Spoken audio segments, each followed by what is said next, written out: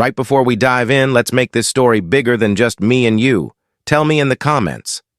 What part of the world are you watching from, and what's the clock striking there? Morning, night, or somewhere in between, I want to see how far this story can reach. Now lean closer. Here's where it all begins. The men around the campfire laughed as they chewed, their teeth tearing into the tender meat Aiyana had served them. The Apache woman stood in the shadows beyond the firelight, her dark eyes reflecting the flames like obsidian mirrors. Each bite they took sent a tremor of satisfaction through her chest, a satisfaction they would never understand until it was far too late. "Finest elk I ever tasted," growled Buck Morrison, the leader of the 4 bounty hunters who had destroyed everything she loved. His scarred face gleamed with grease as he reached for another piece. "Where'd you bag this beauty, woman?" The others nodded in agreement, their mouths full, their guard completely down. They had no idea they were consuming something far more personal than any elk that roamed these desert mountains. Aiyana moved closer to the fire, her bare feet silent on the rocky ground. The doe-skin dress she wore was stained with something darker than dirt, and her long black hair hung loose around her shoulders like a mourning veil.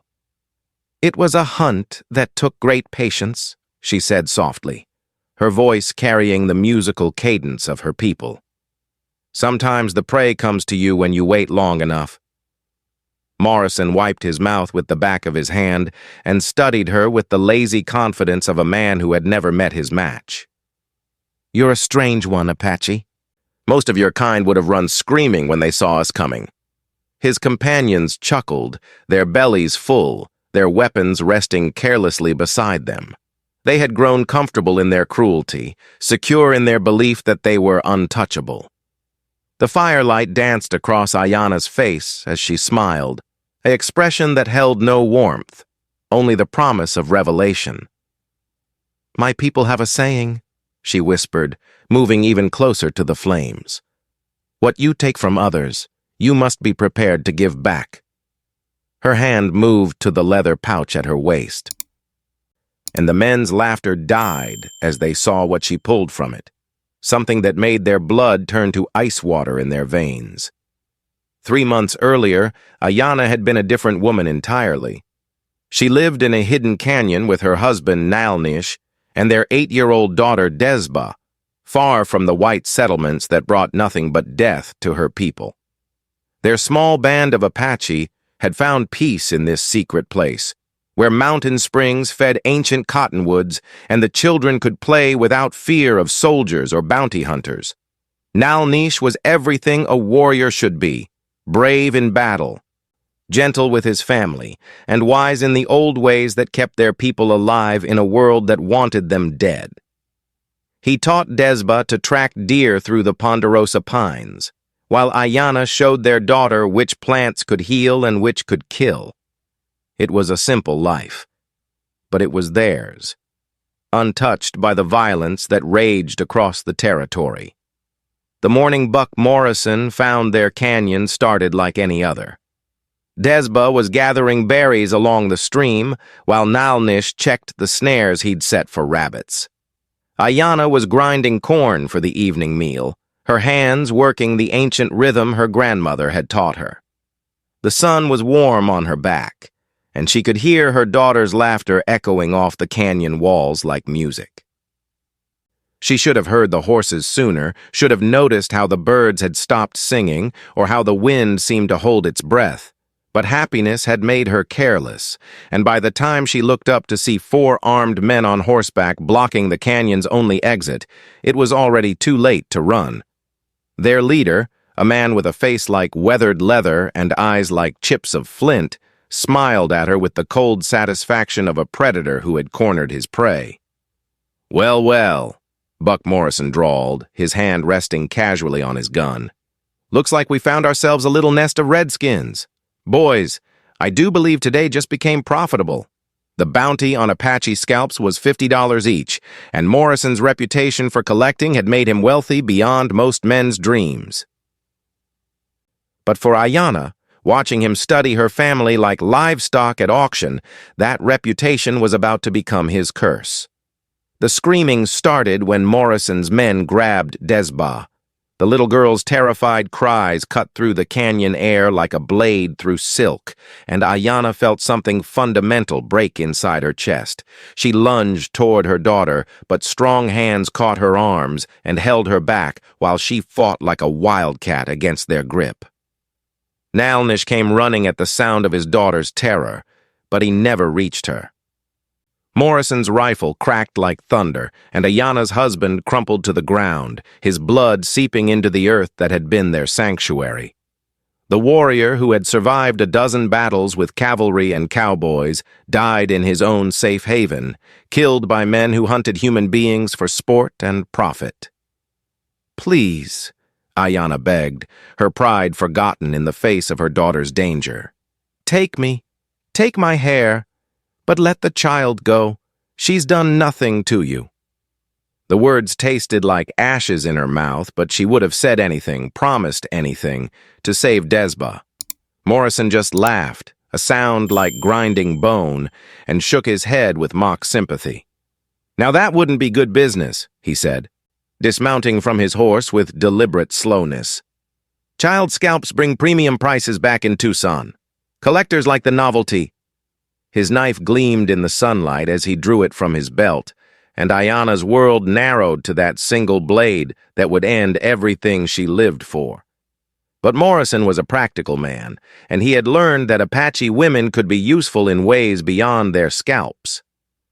"Tell you what, squaw," he said, grabbing Aiyana by the hair and forcing her to look at him. "You serve us proper for the next month, cook our meals, tend our wounds, warm our beds, and maybe we'll make your daughter's end quick instead of drawn out. Refuse, and we'll make her last days a lesson in how creative men can be when they set their minds to it." The choice he offered was no choice at all, and they both knew it.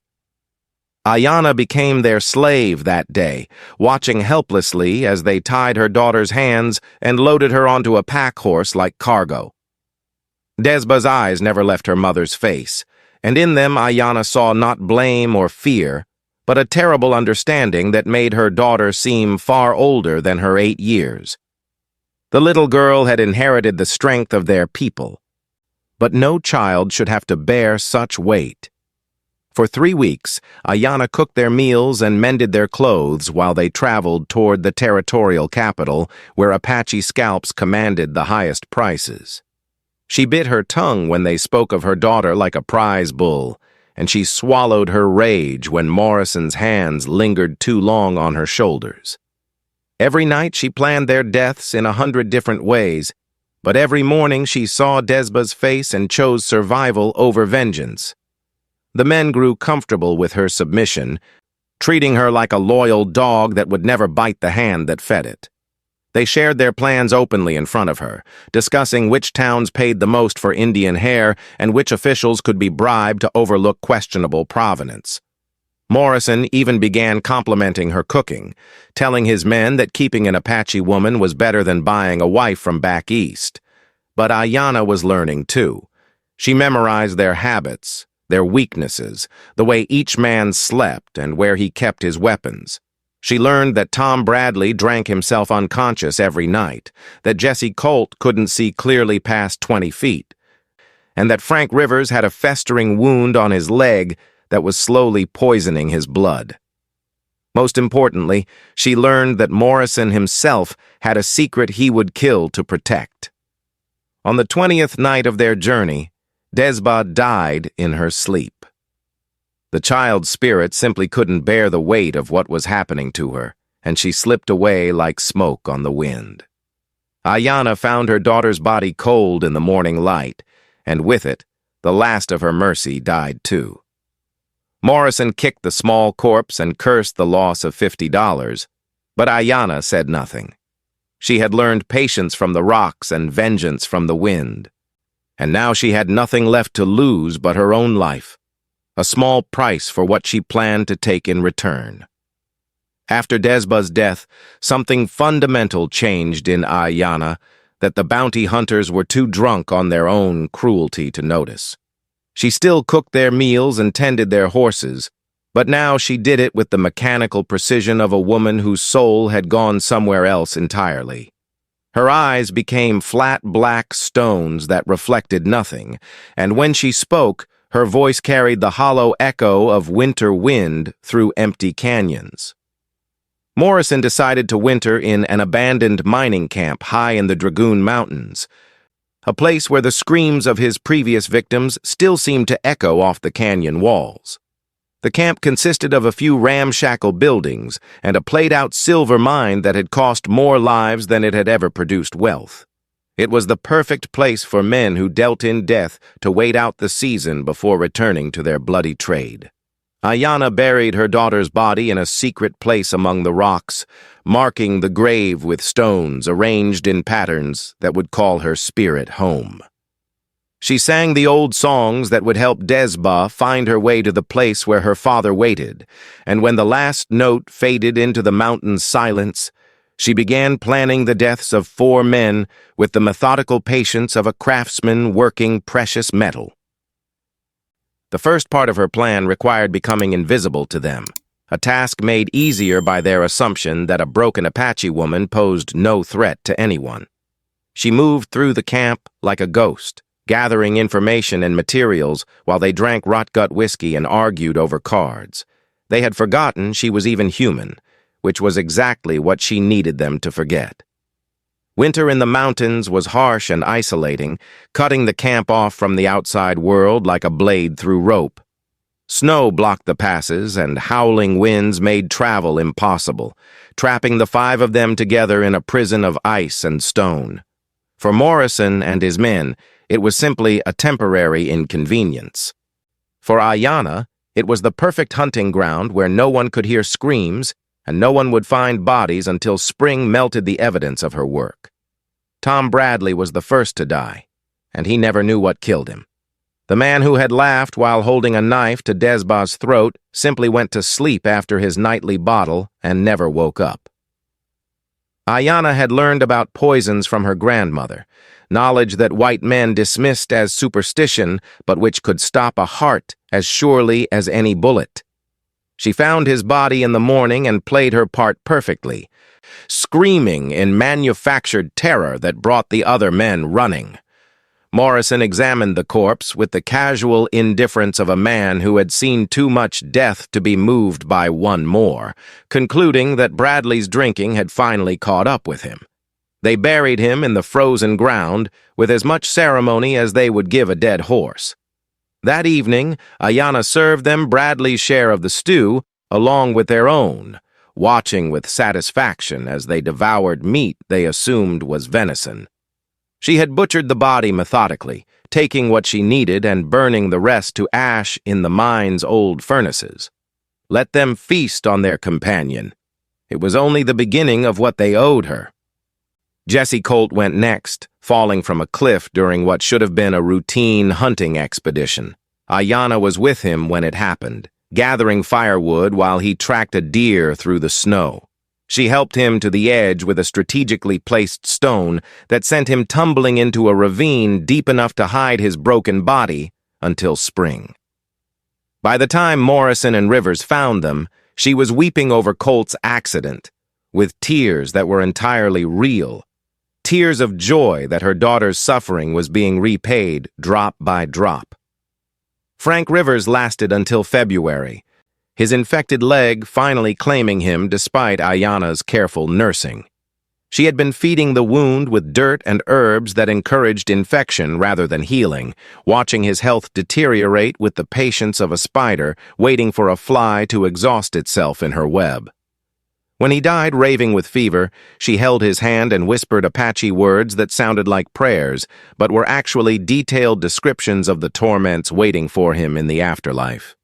Morrison was too busy drinking to notice that he was now alone with a woman who had every reason to want him dead. Spring came early to the mountains that year, melting the snow and revealing secrets that winter had hidden. Morrison found Jesse Colt's body in the ravine, and even a man of his limited imagination could see that the scattered bones didn't match the story Aiyana had told. She had been too thorough in her scavenging, leaving evidence of deliberate butchery that made his blood run cold. When he confronted her about it, Aiyana's face showed no fear, only a smile that reminded him of the expression on a coyote's face just before it strikes. "Men die in the mountains," she said simply, her voice carrying no emotion at all. "The wise ones learn to survive by eating what the land provides."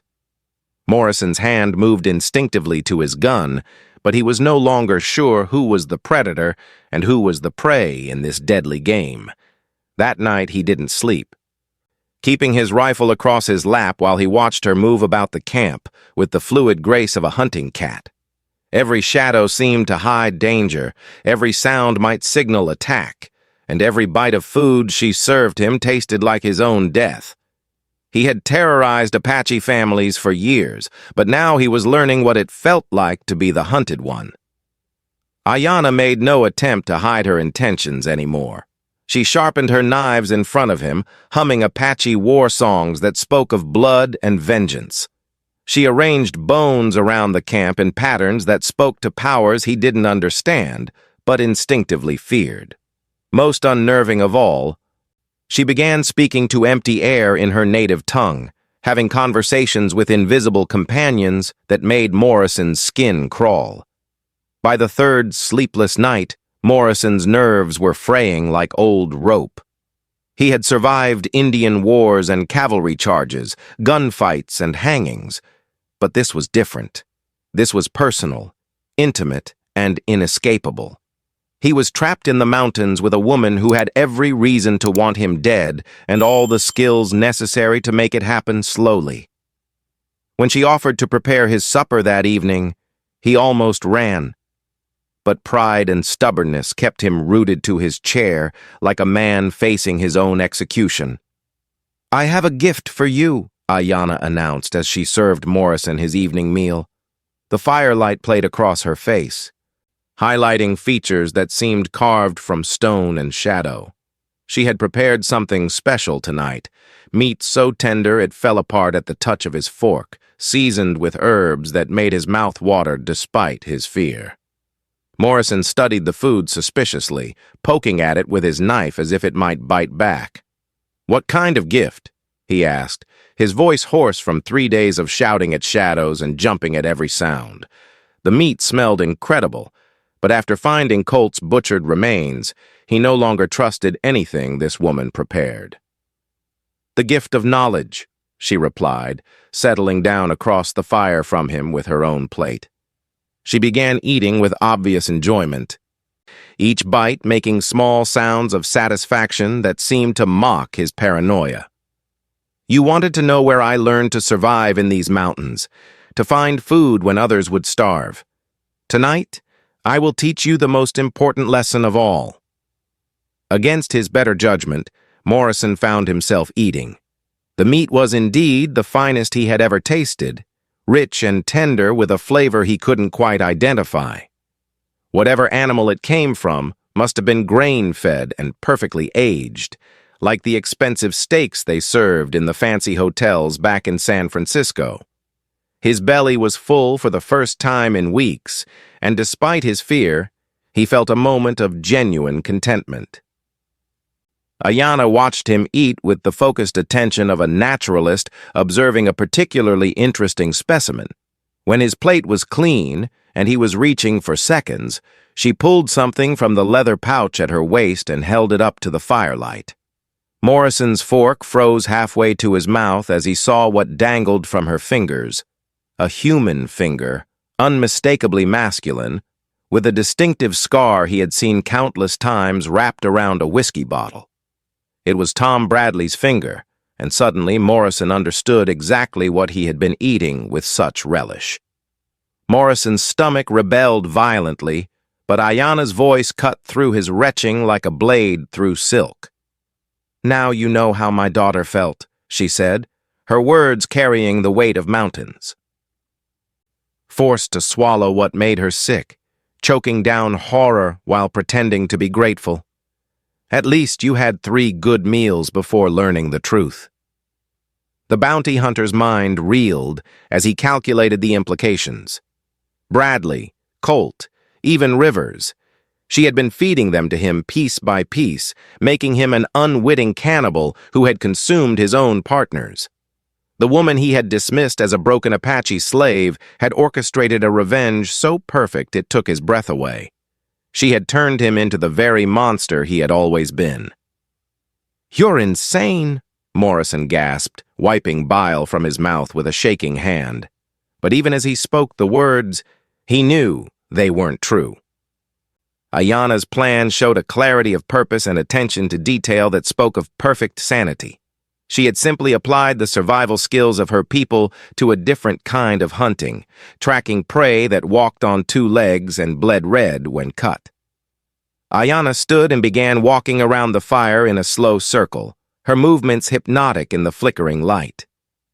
"My grandmother taught me that revenge is a dish best served over time," she said, her voice taking on the rhythm of traditional storytelling. "First, you must understand your enemy completely. Then you must become what they least expect. Finally, you must make them complicit in their own destruction." Morrison reached for his gun, but his hand was shaking so badly he could barely grip the handle. 3 months of psychological warfare had taken their toll, and the knowledge of what he had consumed was the final blow to his sanity. He could feel his composure cracking like ice in spring sun, revealing the terrified animal that lurked beneath his predator's facade. Aiyana smiled and continued her circle, each step bringing her closer to the completion of a ritual that had begun the day they murdered her family. "Do you want to know which parts you enjoyed most?" Aiyana asked, her voice conversational as she continued her slow circuit around the fire. "Bradley's thigh made those steaks you praised so highly. Colt's shoulder became the roast you said reminded you of your mother's cooking. And Rivers, well, his heart was particularly tender. You ate it just last week and asked for the recipe." Morrison doubled over again, but there was nothing left in his stomach to expel. The knowledge was eating him from the inside out, each memory of enjoying those meals now transformed into a new horror. He could taste his companions in his mouth, feel their flesh between his teeth, and the sensation was driving him mad. "Why?" he whispered, though part of him already knew the answer. "Why not just kill me clean? Why this abomination?" His voice cracked on the last word, and tears began streaming down his face, the first tears he had shed since childhood. Aiyana paused in her circling to study him with the detached interest of a scientist examining a specimen. "Because killing you quickly would only hurt you once," she explained patiently. "But you hurt my daughter every day for 3 weeks. You made her watch her father die. You spoke of selling her hair like it was corn at market. Death is too simple for what you deserve." The fire crackled between them, casting dancing shadows that made Morrison see faces in the flames.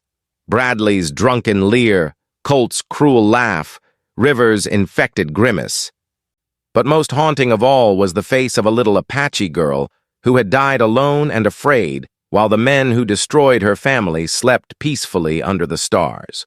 Morrison's hand finally found his gun, and he pulled it free with desperate determination. But when he looked up, Aiyana was standing directly in front of him, close enough to touch, her dark eyes reflecting the firelight like obsidian mirrors. "Go ahead," she whispered, her voice barely audible above the crackling flames. "Pull the trigger. Send yourself to the place where my husband and daughter are waiting. See how they greet the man who ended their lives." Morrison's finger tightened on the trigger, but something in her expression made him hesitate. Something that promised his death would only be the beginning of his suffering. "You think the gun will save you," Aiyana said, reaching out with one finger to gently push the barrel aside. "But bullets cannot kill what I have already awakened. You have eaten the flesh of your companions. In my people's beliefs, this makes you one with them forever. Their spirits live in your body now, and they are very angry." Morrison's finger trembled on the trigger, but he couldn't bring himself to fire. The woman's words carried a weight that went beyond mere threats. They spoke to something primal and terrifying that existed in the spaces between reason and madness. He could feel something moving inside him, a presence that wasn't entirely his own. "You're lying," he said, but his voice lacked conviction. Strange dreams had been plaguing him for weeks, visions of his dead partners standing around his bed, their eyes full of accusation and rage. He had dismissed them as guilt-induced nightmares, but now he wondered if they might be something more. Aiyana smiled, and for the first time since this nightmare began, the expression seemed genuine. "The Apache know secrets that white men have forgotten," she said, settling down beside him with the casual intimacy of an old friend. "We understand that the body remembers what the mind tries to forget. Every piece of them you swallowed, every drop of their blood you digested, it all becomes part of you." As if summoned by her words, Morrison felt a sudden cramping in his stomach that doubled him over in pain. But this wasn't nausea. This was something alive and writhing, something that wanted out. He looked up at Aiyana in terror, and she nodded with the satisfaction of a teacher whose student was finally beginning to understand the lesson. The cramping grew worse as the night wore on, coming in waves that left Morrison gasping and sweating despite the mountain cold. Aiyana sat beside him through it all, occasionally placing a cool hand on his forehead like a nurse tending a fever patient. Her touch was gentle, almost motherly, which made the situation even more surreal. "They're fighting to get out," she explained as Morrison writhed in agony.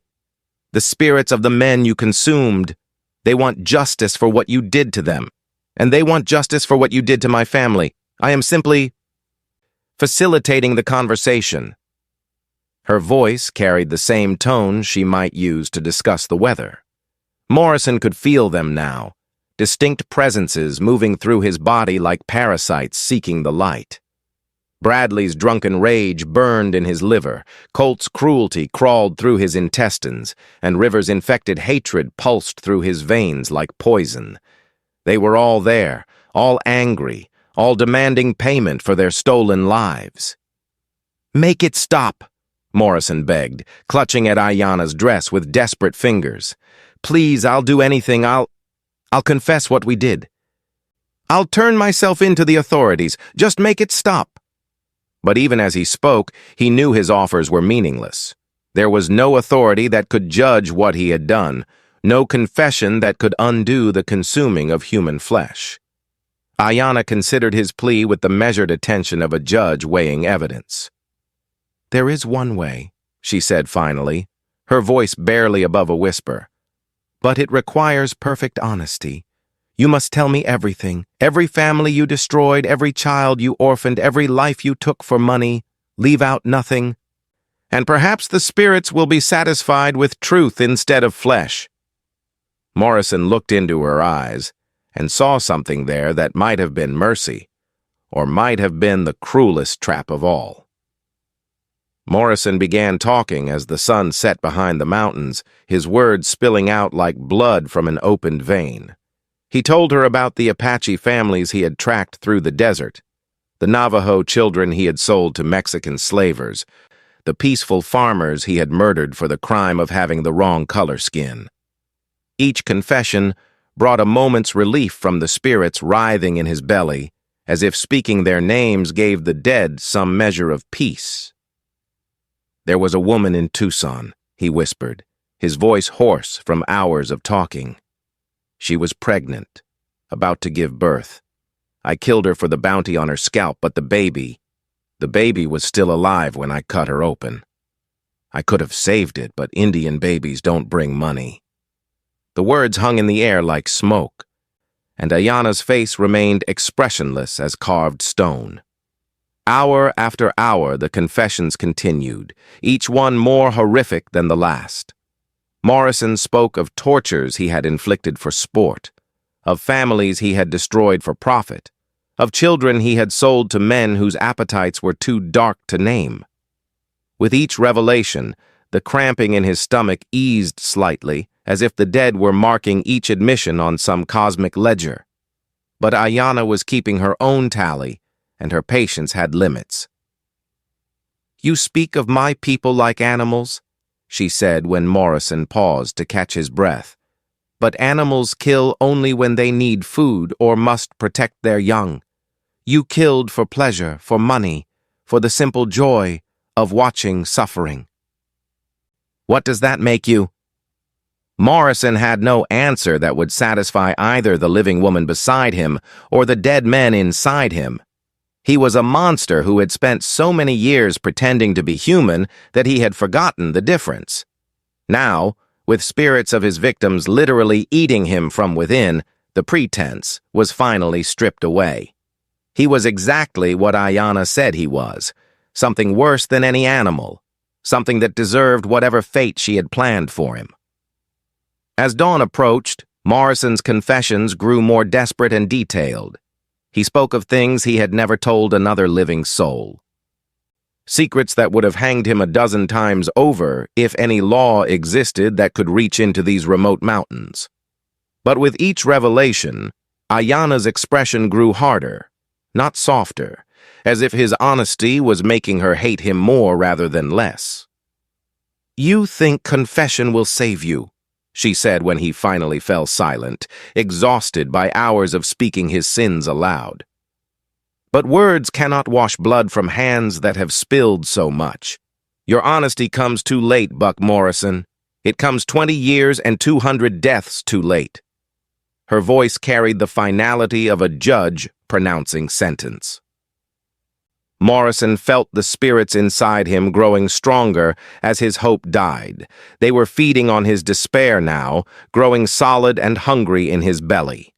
He could feel Bradley's hands clawing at his ribs from inside, Colt's teeth gnawing through his intestines, River's infected fingers probing for his heart. The pain was beyond anything he had ever experienced, beyond anything he had ever imagined possible. "Please," he whispered one last time. But Aiyana was already standing, brushing dirt from her doe-skin dress with the casual indifference of someone finishing a long but necessary task. The woman who had served him human flesh with a smile was gone, replaced by something harder and more terrible, a force of nature that had taken human form to balance scales that justice could never reach. "My daughter's name was Desba," she said, looking down at Morrison as he writhed in the dirt. "She loved to sing while she picked berries. She made dolls from corn husks and told them stories about brave warriors and wise grandmothers.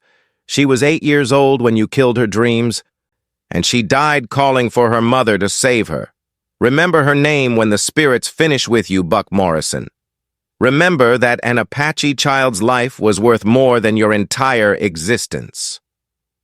Morrison's death came slowly, from the inside out, as the spirits of his consumed victims literally ate their way free of his body. Aiyana watched without emotion as justice finally claimed the man who had destroyed her world, her expression as impassive as mountain stone. When it was over, when the last scream had echoed off the canyon walls and the last breath had rattled from Morrison's throat, she began the work that would complete her revenge.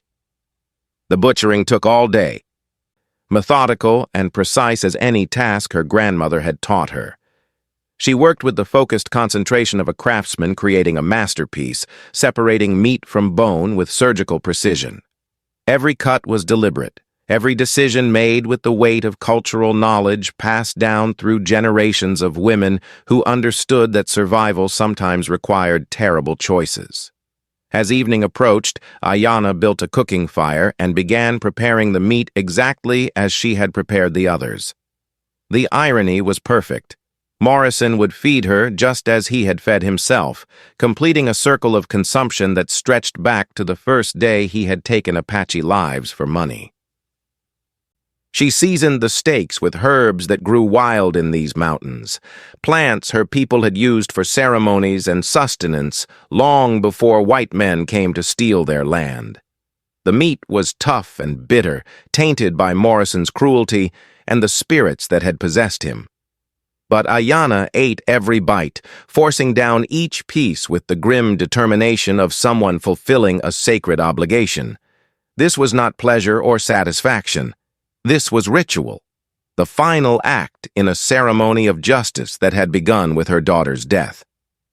When the last morsel was swallowed, Aiyana felt something shift inside her, a weight settling in her chest that spoke of completion. The spirits of her family were finally at peace, their deaths balanced by the perfect symmetry of her revenge. She had fed the men who killed her daughter to each other, then fed their leader to herself, completing a cycle that no law or court could have achieved. Justice had been served, literally and completely, in the ancient way of her people. With Morrison's death, the mountain camp fell silent except for the wind singing through the abandoned mine shafts. Aiyana spent 3 days burning everything, the buildings, the equipment, even the bones she couldn't use. She scattered the ashes to the four winds according to Apache tradition, ensuring that no trace of the bounty hunters would ever be found by searchers or scavengers. The few personal effects she kept were carefully chosen for their symbolic value. Morrison's gun belt she buried with her daughter, a warrior's tribute to a child who had died fighting.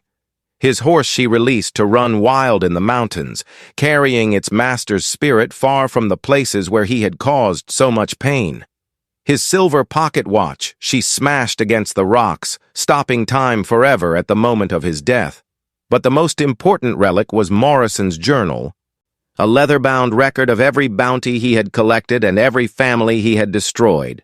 The names filled page after page: Apache, Navajo, Comanche, Kiowa, a catalog of genocide written in the killer's own hand. Aiyana studied each entry carefully, memorizing the locations and circumstances of murders that would otherwise be forgotten by history. She found her own family's names near the end. Nalnish, warrior, 50, Desba, child, 50. Desba, child, 50. Desba, child, 50. Aiyana, woman, $50. 3 lines in a ledger that reduced their entire existence to a monetary transaction. But Morrison had made one crucial error in his record-keeping. He had marked all 3 as collected, claiming bounties for kills he hadn't completed. Aiyana was officially dead according to his records, which meant she was free to hunt the other men who had paid those bounties without fear of legal consequences. The journal revealed a network of Indian hunters, government officials, and civilian contractors who had turned genocide into a profitable business. Names, addresses, bank accounts, meeting places, everything she would need to continue her work was written there in Morrison's careful handwriting. The man who had destroyed her family had unknowingly provided her with a roadmap to his entire organization. Aiyana left the mountains as summer arrived, carrying only the weapons and knowledge she would need for the work ahead. She had spent months in the wilderness transforming herself from victim to predator, learning patience from the stones and cunning from the coyotes. Now she was ready to bring her particular brand of justice to a world that had forgotten the value of Apache lives. Her first target was Colonel James Whitman, the territorial official who had signed the bounty contracts that made Morrison's work legal. She found him in a Phoenix hotel, celebrating another successful pacification campaign with whiskey and prostitutes. The colonel never saw the Apache woman who slipped into his room, never felt the knife that opened his throat, never knew that his death was payment for crimes he had authorized but never witnessed firsthand. Aiyana fed Whitman's body to the hotel's pigs, a fitting end for a man who had lived like one. She left his bounty contracts pinned to his office door with her grandmother's sewing needles, each document stained with blood and marked with Apache symbols that proclaimed the debt had been paid in full. The message was clear to anyone who could read it. The hunt was far from over. The second target was easier to find, but harder to reach. Thomas Brennan ran the largest Indian scalp trading post in the territory, a fortified compound where bounty hunters brought their grisly trophies for cash. Aiyana spent weeks watching the place, learning the routines and weaknesses of the men who traded in human hair, like merchants selling grain. She entered the compound during a new moon, moving through shadows with the silent grace of a hunting cat. One by one, she eliminated the guards and traitors, feeding their bodies to the furnaces they used to destroy evidence of their crimes. By dawn, the scalp trading post was empty except for scattered ashes and a single message painted on the wall in blood. Desba remembers. The Apache child's name had become a war cry that struck fear into the hearts of anyone who profited from Indian death. Word of Aiyana's campaign spread through the territory like wildfire, though few believed the stories at first. The idea that a single Apache woman could systematically hunt down and kill experienced bounty hunters seemed impossible to men who viewed Indians as helpless victims rather than capable warriors. But as more bodies turned up, or rather, as more people simply vanished without a trace, the skepticism gave way to fear. The remaining members of Morrison's network began taking precautions, hiring bodyguards and staying in groups for protection. But Aiyana had learned patience in the mountains, and she knew that even the most cautious prey eventually made mistakes. She followed them through towns and territories, studying their habits until she found the perfect moment to strike. Judge Samuel Patterson thought his courthouse was sanctuary enough, surrounded by deputies and protected by the authority of territorial law. He never suspected that the Apache cleaning woman who mopped his floors each evening was marking the location of his private chambers. Aiyana fed him to his own hunting dogs, leaving his judicial robes soaked in blood and his law books arranged to spell out Apache words for justice. Captain Robert McCulloch believed his cavalry escort made him untouchable, but military men were creatures of habit who followed predictable routes and made camp in obvious places.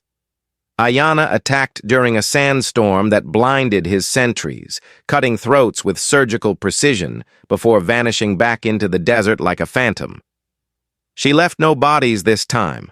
The desert itself consumed the evidence, leaving only empty uniforms and weapons half buried in the sand. With each death, the network grew more desperate and more sloppy. They offered rewards for information about the Apache demon, posted wanted notices with descriptions that could fit half the native women in the territory, and even hired other Indian hunters to track down the predator stalking their ranks. But Aiyana had become something beyond their understanding, a force of nature wearing human form, unstoppable and inexorable as the tide. The last man on Morrison's list was also the most important. Governor William Henderson, the territorial administrator who had created the bounty system that turned Indian hunting into legal genocide. Henderson lived in a mansion in Tucson, surrounded by guards and insulated from the consequences of his policies by wealth and political power. He represented everything Aiyana hated about the white world that had destroyed her people. Getting close to the governor required all the skills she had learned over months of hunting. Aiyana disguised herself as a Mexican servant, using her knowledge of Spanish and her ability to appear harmless and invisible to white eyes. She worked in Henderson's house for 3 weeks, cleaning his floors and preparing his meals while planning his death with meticulous care. The governor was hosting a dinner party when Aiyana made her move, serving his guests a feast that included several courses they would never forget. She had prepared the meat with the same attention to detail she had used for Morrison's final meal, seasoning each dish with herbs that would enhance the flavor while concealing the true nature of what they were eating. As the evening progressed and the wine flowed freely, Aiyana began telling stories to entertain the guests.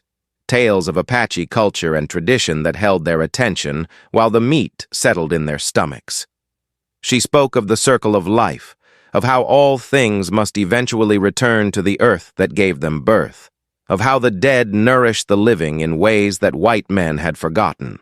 When she finally revealed what they had consumed, pieces of Morrison, Whitman, Brennan, and all the others she had killed, the dinner party erupted in chaos. But Aiyana was already moving, her knife finding targets with deadly precision as her victims tried to flee.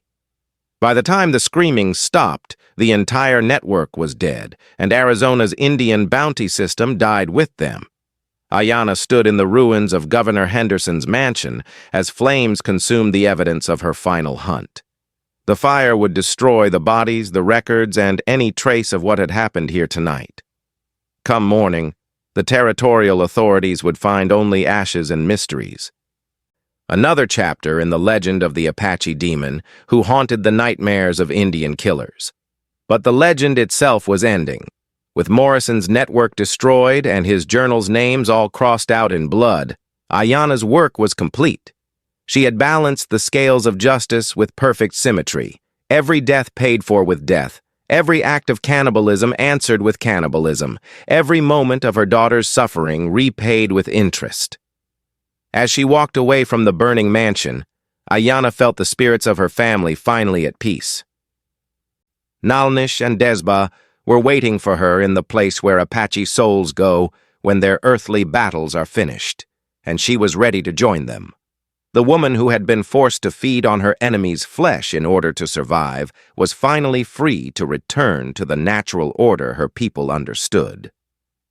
She climbed into the Catalina Mountains as dawn broke over the desert, following ancient paths that led to sacred places where her ancestors had communed with spirits and received visions of truth. At the highest peak, where the air was thin and the silence complete, Aiyana built a small fire and began the final ritual that would release her from the cycle of violence she had created. The flames consumed Morrison's journal first, then the weapons she had used to hunt his network, and finally the doe-skin dress that had been stained with so much blood.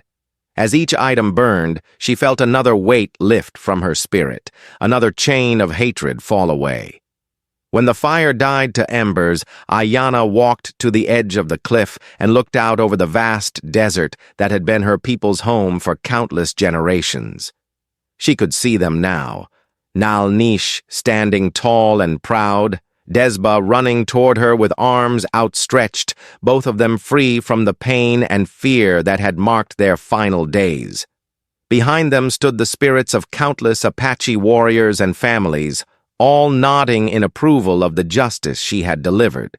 The circle was complete, the debt was paid, and the Apache woman who had served revenge in the most literal way possible was finally ready to come home.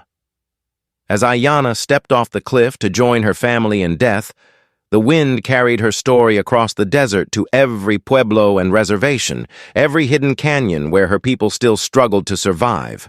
They would remember the woman who had eaten her enemies' hearts, who had fed them their own flesh, who had proven that Apache justice might be delayed but would never be denied. And in the years to come, when white men spoke of Indians as helpless victims, the elders would smile and tell the tale of Aiyana, the Apache woman whose love was so fierce and whose vengeance was so perfect that even death itself could not contain it. The legend lived on, a promise and a warning that echoed through the canyons. Harm an Apache child, and someday, somewhere, you will pay the price. And that payment might come in the form of a quiet woman serving your supper, smiling as she watches you eat what you have become.